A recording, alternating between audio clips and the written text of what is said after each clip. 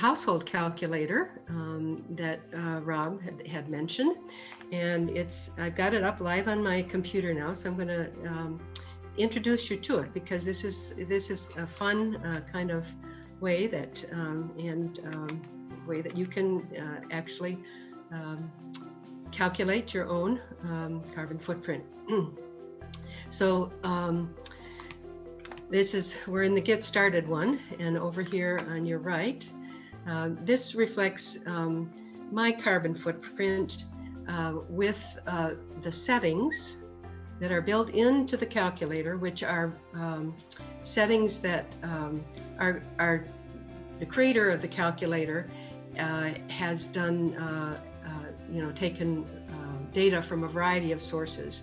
And so these are settings that you can change, like you could go in and put our price per gallon of gasoline for now, or your price, our price from Excel for electricity. So those assumption values can be changed in the calculation of your own footprint if you choose to do that. So this is what you're seeing here in terms of my footprint. It has some of those assumption values already built in. But you can go over here and on the left, and you can see that 601 is and you can see it's working a little bit there, and then how many people in your household. I have one, and I put in approximately my gross annual income. And so that gives you over here on the right, that on travel, for example, it says, well, I'm 30% better on average. That could be because I don't have an electric car, but that would reflect, what portion of your CO2 is coming from your car or from the electricity that I have use. So this gives me, again, an overall picture of what kind of CO2 I'm generating on some very minimal input items. And then you can see by clicking on refining my estimate, I can put in, so for example, how many miles a year do I average? Well, I don't drive a lot, so my mileage is pretty low. And what kind of mileage do you get on your car? You can change that to less or more. And that, if you noticed over there on the right, made an immediate change in terms of, I'll do it again here. I'll move it to 25, which I think is about what I get. So you could see it went from 21% better to 32%. So it immediately reflects in terms of your overall graph there, what your own personal usage is. And then there's further details that you can give.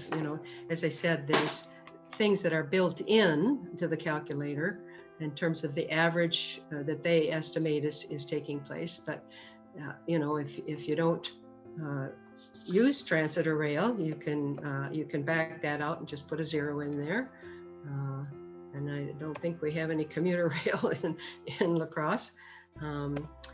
So you can make changes that then affect and show more clearly on the graph on the right just what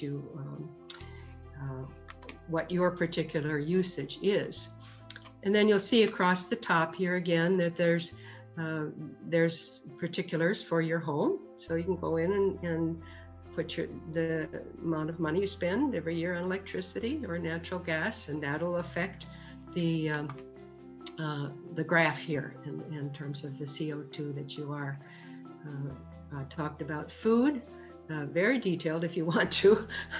How much do you eat a week in terms of meat, fish, and eggs? And in the advanced one, it even breaks it down further: beef, pork, lamb, veal, that sort of thing.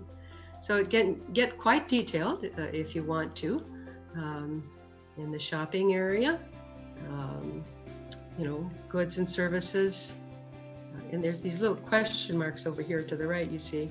So it tells, we recommend you leave the default, which are calculated based on your household size and income. But again, if you think, well, that default doesn't reflect me and you want to change it, well, you can change it. And then over here on the right, at the top of the bar, there's the take action. And one of the ways that we personally can take action is buying trees to plant in the global south to protect and remove some of the CO2 from the atmosphere. And in terms of the carbon footprint that I'm reflecting, 27, 108 trees needed to offset that, and a monthly donation of $11. So they give you right there on the site a way to immediately take action if you want to. And then down below here on the left, they give many more specific actions that we can take, and the number of tons that action would save, the upfront cost of it, and so forth. So this particular filter is showing all the actions I might be able to take relative to transportation. And then up here where it says show filters, you'll see that I've chosen transportation, but if I wanted to look at all the categories that were across the top of our grid, like housing and food and goods purchased and so on, then I can, let's just take the housing one here. So here's housing actions that could be taken. LED lights, turning off the lights, switching from particular kind of lights to others, the water heater, so on. So it's a very interesting tool, and I think helpful for us to have a look at individually in terms of the individual actions we can take as homers.